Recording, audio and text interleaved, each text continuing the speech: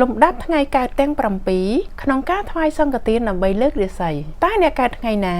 ដឹងទេថាការធ្វើសង្ឃទានចំថ្ងៃនឹងចំតម្រូវការជោគជតារាសីនឹងជួយធ្វើឲ្យជីវិតផ្លាស់ប្ដូរលឿនទ្វេដងមកមើលលំដាប់ថ្ងៃទាំង7ទាំងអស់គ្នាចាជម្រាបសួរfanញាតិពធទាំងអស់សម្រាប់វីដេអូនេះអ្នកគ្រូសូមចែករំលែកពីមនុស្សកើតថ្ងៃទាំង7តើអ្នកកើតថ្ងៃណាដែលគួរថ្វាយសង្ឃទានឲ្យបានច្រើនជាងគេបង្អស់អញ្ចឹងលំដាប់ទី7មនុស្សកើតថ្ងៃអង្គារមនុស្សកើតថ្ងៃអង្គារបើថ្វាយសង្ឃទានញឹកញាប់កាត់បន្ថយភាពឆេវឆាវនិងធ្វើឲ្យចិត្តត្រជាក់ហើយក៏ធ្វើឲ្យមានសតិក្នុងការប្រើជីវិតលំដាប់ទី6មនុស្សកើតថ្ងៃអាទិត្យការថ្វាយសង្ឃទាននឹងជួយបន្ថែមបារមី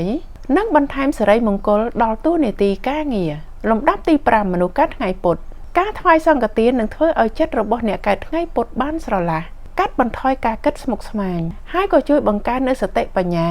លំដាប់លេខ4មនុស្សកើតថ្ងៃសុក្រការថ្វាយសង្ឃទាននឹងជួយបន្ថែមក្នុងរឿងមេត្តាមហានិយមជួយបន្ថែមទំនាក់ទំនងល្អ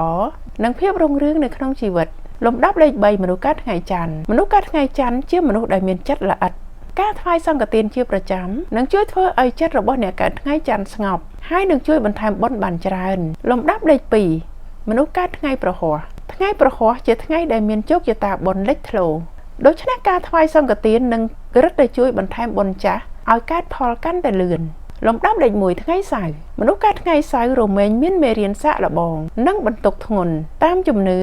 ការថ្វាយសង្ឃទានជាប្រចាំនឹងជួយបន្ថែមបុណ្យកាត់បន្ថយឧបសគ្គហើយនឹងជួយកាត់បន្ថយរឿងធ្ងន់ឲ្យទៅជាស្រាលស័ក្តិសមបំផុតក្នុងការធ្វើបុណ្យក្នុងរូបភាពនេះចាស់លោកអ្នកវិញកើតថ្ងៃណាដែរហើយពេលចុងក្រោយដែលលោកអ្នកបានថ្វាយសង្ឃទាននោះនៅពេលណាដែរចាំបានដែរឬទេ